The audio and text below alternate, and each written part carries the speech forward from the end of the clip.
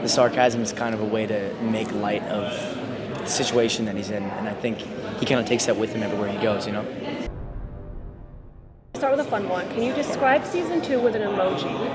And then the second part is, what has your character taught you personally about yourself? I can hand this to you. Okay.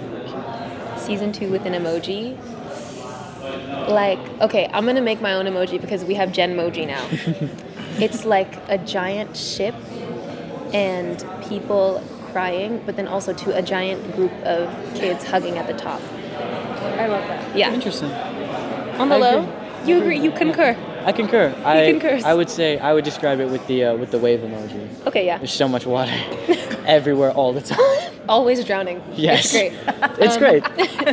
I think what my character has taught me about myself is that it's super important to ask for help from people and actually let people in. I think Clarisse and I both share a kind of situation where we are very, very hyper independent. And this season, she goes through this, you'll see it, she goes through this journey where she learns what it means to be a leader in her own right and not like in the likes of her father or of Chiron or of anybody else that she looks up to. And at the same time, she has to learn to trust people actually and let people help her finally. And I think that's something that I learned this year, is to actually allow people to be in my life and not just orbiting around, my life. I would say what Grover's taught me. I would say that's a good question. I think Grover very much kind of looks at relationships, because he's an empath, he looks at relationships from kind of a top-down perspective, unless he's involved, in which case he's completely oblivious to everything that's happening to him. But he can very clearly see the connections between different people, kind of like he's looking at pieces on a chessboard, which is kind of what I wanted to bring into, like the Ares scene in season 1. Like a little bit of that, he's kind of watching the field from like a higher position. And I think that is my like everlasting goal, is to get to that place where I can kind of see these things objectively and just know what everyone needs in a given situation and just be there for them according to that. And it's something I'm trying to get better at, but I'll always look up to him for that. Beautiful. That's a good answer. Thank you. I love holding that mic. Me too. I love holding mics. It makes me feel powerful. I know. So speaking of Grover, and he's using the comic relief for most of the series, how do you handle like the more serious moments that are going to come from the character? That's a great question. Thank you for asking that. I think it's easy to forget sometimes that Grover kind of has his own journey that Percy and Annabeth might not necessarily relate to. And I'm excited for season 3 to be able to, because that's the first time Grover gets to meet, the hunters who kind of share that journey and that those morals that he kind of holds. But it's interesting because he feels so deeply, and so not only is he dealing with all of his own internal, because he's still a teenager, even though he's technically 24. He has the nervous system of a like 12-year-old. And so he's going through adolescence, much like everyone else. But he also feels everyone else's struggles. He feels Percy's like unrelenting stubbornness, and he feels Annabeth's also unrelenting stubbornness. And he also feels Clarisse's unrelenting. It's a bit of a pattern with him. But yeah, it's a fun like delicate balance, because again, he tries not to let it get too personal. But it's just so hard for him because he feels so deeply, and that's always been the most fun. Speaking of Clarisse, what motivates her? Pride or something deeper, do you think? Absolutely. I think what it comes from, it's pride at the surface level, because she is an Aries kid. Like, we'll never forget that. But I think when it comes to Clarisse, it's a deep, deep insecurity and a deep need for wanting to be wanted. And when I say that, I mean wanted by her father, or worthy of the respect that she gets from her cabin mates. I think really, while she's at camp, she's garnered respect from her other not castmates, what am I saying? Her peers.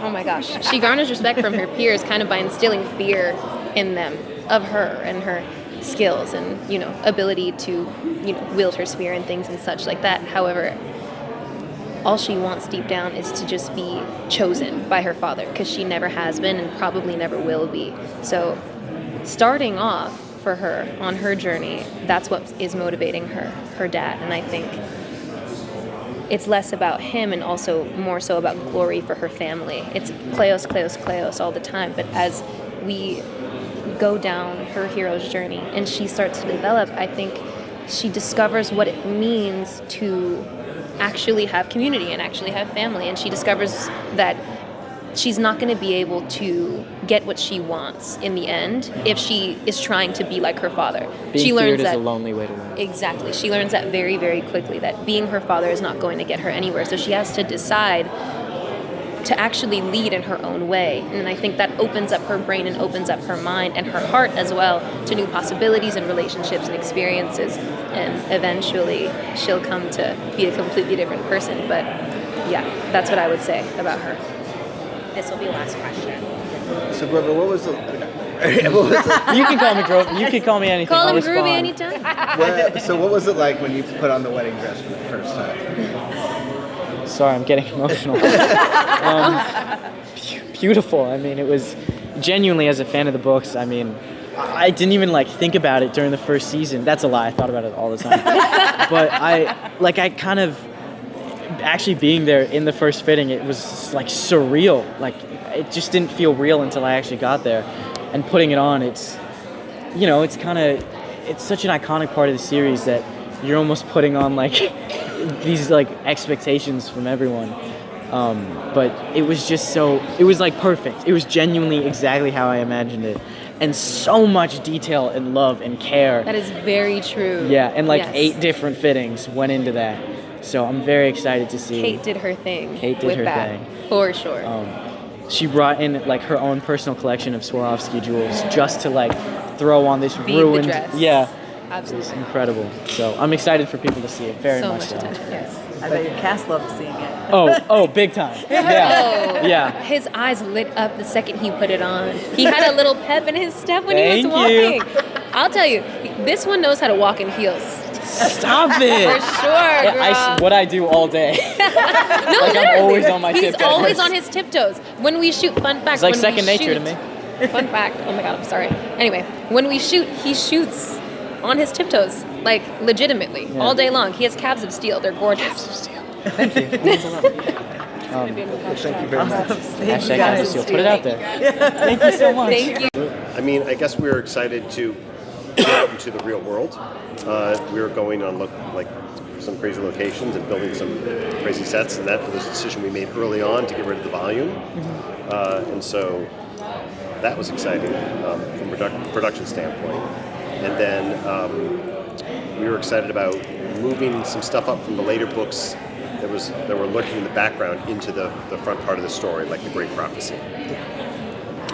Yeah, there's season 1, we spend so much time in real world environments, going to the St. Louis Arch, Vegas, and this time we are really out in the Sea of Monsters, so it's a whole new world and a crazy adventure that they're going on. So that part was really fun to explore.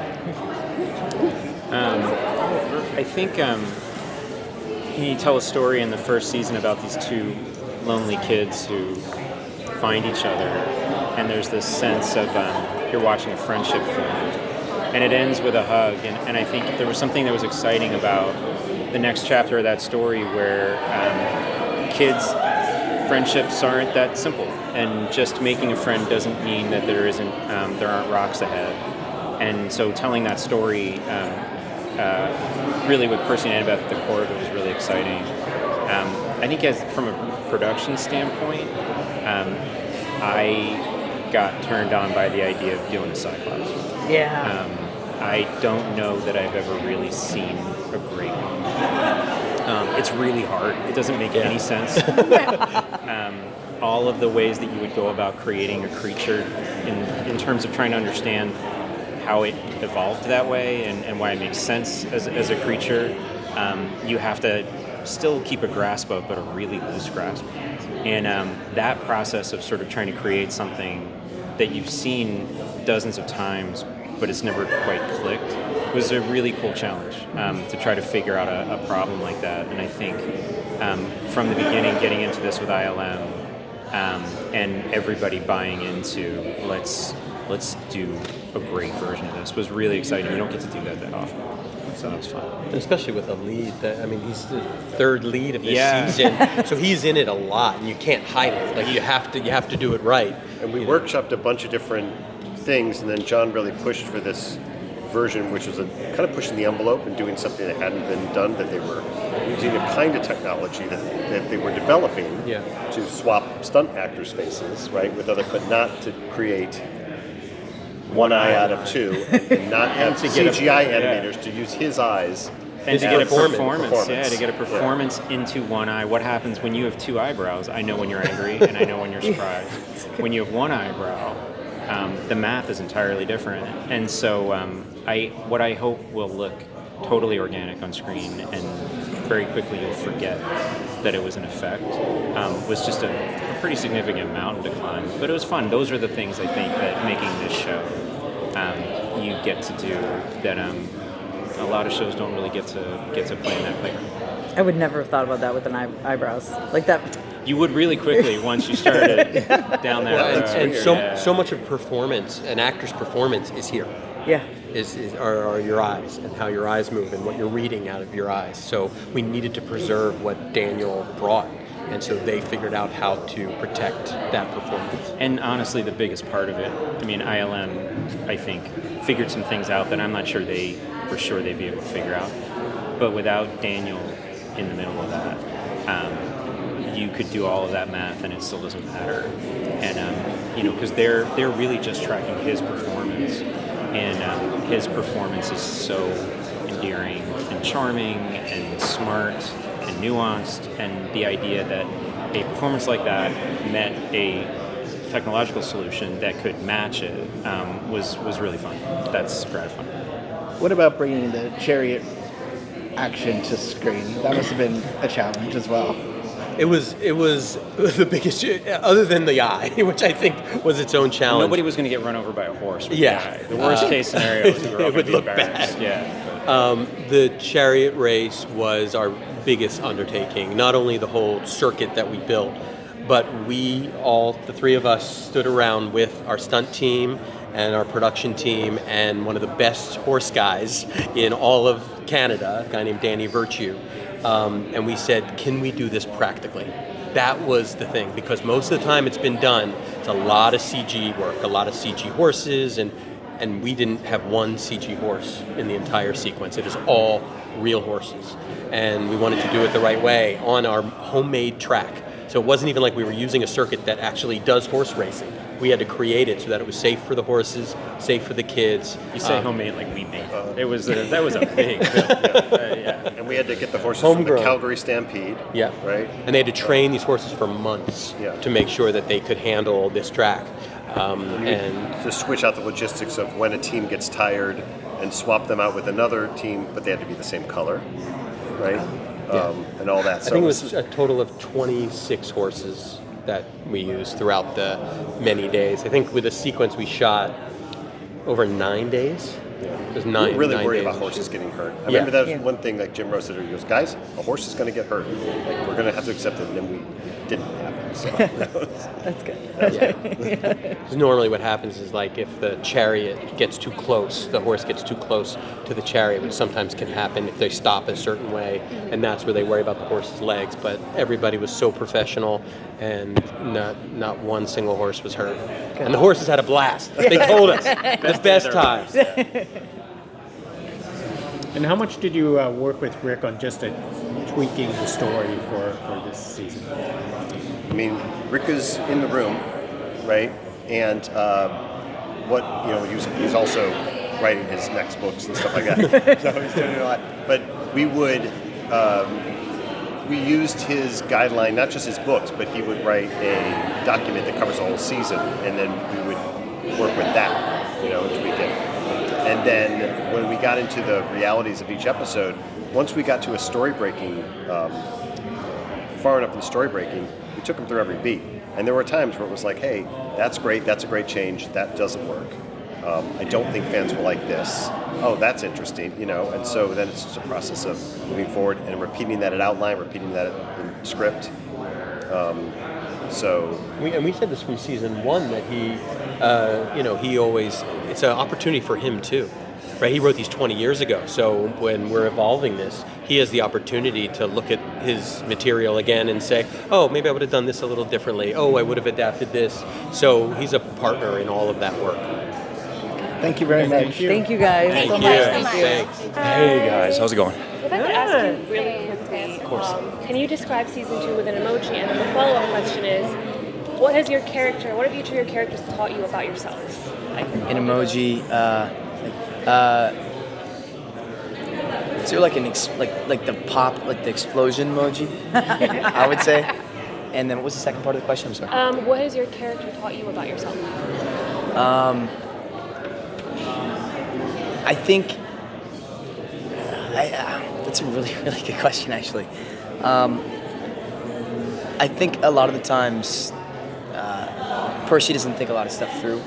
He kind of just, the first thing he hears, he goes, okay, and he just kind of goes for it. And I think that's something that I also do a lot. And I've realized, sometimes I should just think about stuff a lot more before I just do it. You know what I mean? Especially because, I do a lot of, before I started acting, I'd always, I was super into doing flips and, a lot of, I'd always, the second that someone said, let's do something, dangerous or, something that you'd probably get hurt doing, I was like, yeah, 100%.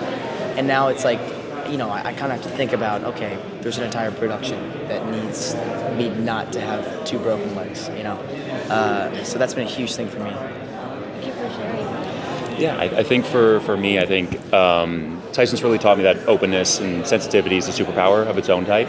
I think, again, growing up and becoming a man, so much of who you are, I think, is based off of becoming responsible and taking care of other people.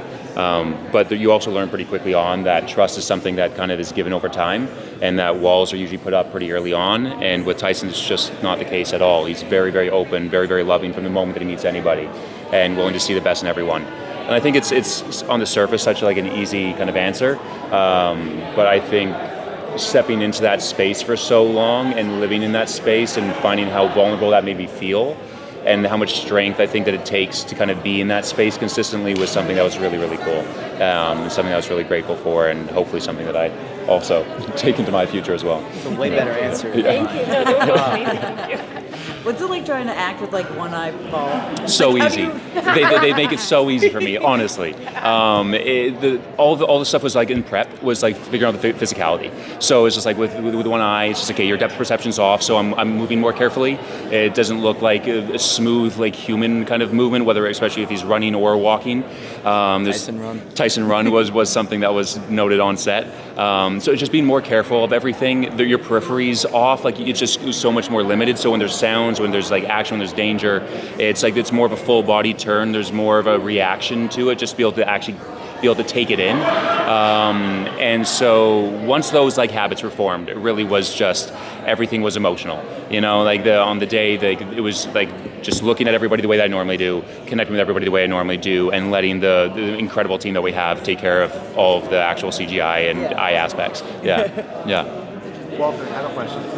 How do you balance Percy's sarcasm and humor with this serious part of the journey that he's about to go on? I think, in a way that's his defense mechanism. For so long, he's, been from school to school, and I think, the sarcasm is kind of a way to make light of the situation that he's in, and I think he kind of takes that with him everywhere he goes, So, and I think it kind of, I don't know, I always like it because I always get the funny, sarcastic line in the middle of a really tense situation, which is, you're kind of, when you have to do something, when the scene is the entire day to be super stressed out and terrified and energy at 100%, it's nice to have that little one-liner in there, because for a second you get to relax and then go back into it, What was it like for you guys creating this brotherly bond on screen? It's really easy. Yeah. Yeah. I mean, I think we both approach the work very similarly, which is such a huge part of it. And I think we both love the characters and the story enough that really bonded us from the beginning. Outside of that, again, he's one of my favorite human beings on the planet. He's like, he cares about his people as much as Percy does. He is a protector. He's a leader. He shows up on set. He's prepared. He's ready to like conquer the world, and he never puts his foot like out of step. He's also very sarcastic, which I love.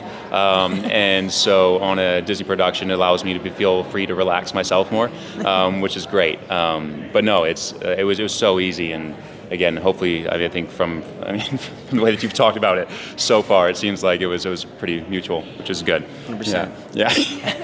So, talking about you guys on set, who breaks character the most? Like, who's most like their character? Who breaks character? Oh, who breaks? I think I'm gonna say Leah, just because I think occasionally I like to just like say something different, and when I'm doing like a scene with her, I'll just say something that always catches her off guard. Actually, who would you say breaks character the most? I don't know. I mean, I break character a good amount. Do I? I don't think so. I think most of the cast is pretty good at like staying locked in. I mean, off take, like we'll all be gone. Yeah. You know, it's like joking around as much as possible, especially like Aryan and Walker and I. Oh, yeah. And I think that, but the boys in general, we like to have a different type of fun. But like on screen, like everybody's like locked in, and we have like an amazing acting coach that I think would get on our get on us like pretty fast if we didn't focus up. So yeah, it was pretty good. Yeah. How has the fan reception been for this? Like, this is a huge fan base. Yeah. It is such a well done adaptation. Like, how has it been? Just kind of experiencing all of that love. It's been incredible. It's been like the amount of the positive feedback and the love that we're receiving is almost overwhelming. It's so fun. It's so fun just seeing like the spectrum of the Percy Jackson fandom, I guess. Like, it really, the age ranges are just all over the place. I remember this one time I was at the gym, and this like jacked, massive dude started walking towards me, and I was like, "Oh God!" Sorry, guys, that was me. My bad. And I was like, worried if did I do something wrong, like make this guy mad or something? But he comes up and he's like, "Hey, like, you Luke, Percy Jackson?" And then in that same day, I like went to the store after the gym, and like this group of probably like 12, 13-year-old girls came up to me and were also massive fans of the show. And so it was funny seeing that, the juxtaposition of that. Using big words, it's been so much fun. A lot of love, which is very grateful for.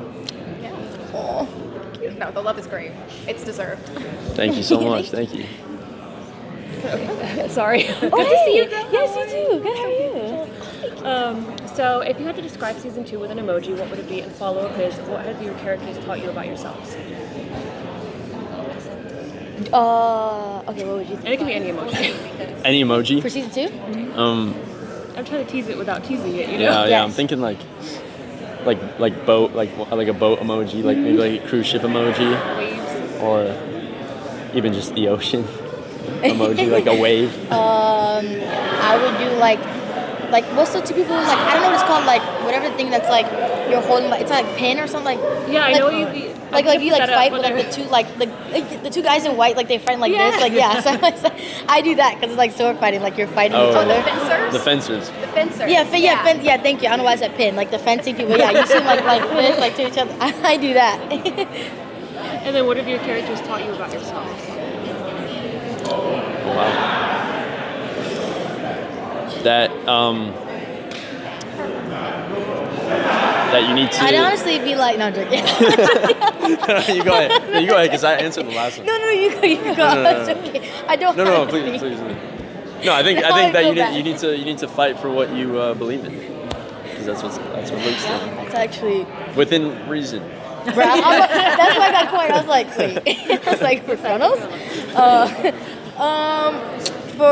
Like something I learned from my character is that like being strong but also opening up too is actually like perfectly okay in things. I feel like that's something that Annabeth fights and stuff. Like whenever she's stoic, she's trying to be vulnerable and it's hard for her, and then whenever she's vulnerable, she's trying to be like quiet and like careful and stuff, and it's very hard. So I feel like that's two things, you know. Yeah. Oh wait, what? I'm sorry. Yes. No, the camera's there. I'm sorry, guys. When you guys got the scripts for this season, without like giving into spoilers, is there some scene or some moment you were like, "Oh man, I cannot wait to film that"? Oh yeah, for sure. Yeah. I'm sorry. Yeah. Yes. No. Charlie answer. Yes. No, please. I need to. Yeah. No. I mean, there's it's pretty epic like action. There's a lot of action in the final episode. I try not to say a lot, but a lot of action, a lot of fighting, and I'm excited for people to see that. It's insane. It's awesome. Yeah. What, anything you can tease about what you got very excited about clearly that you couldn't wait to film? I've never said that. I never said this actually, but the guinea pig scene. I just shoot. No, that's, Wait, that should be fine. It's in the book. Yeah, you said okay, yeah. Like out of nowhere. I think we even released the guinea pig that we're using actually. No, that's not true. Are you sure? Are you sure? I swear it was Vanilla on the camera. I swear I saw Vanilla. Sorry, that's his name. That's his name. But okay, wait, am I allowed to say that? Just yeah, I'm gonna just keep on rolling, y'all. Anyway, yep, that's what's happening. I'm gonna just stop talking at this point. Guinea pig, yeah. Yeah. Guinea pig. It's guinea pig. Period. I could even say go meet one. What if I didn't film it? Yeah.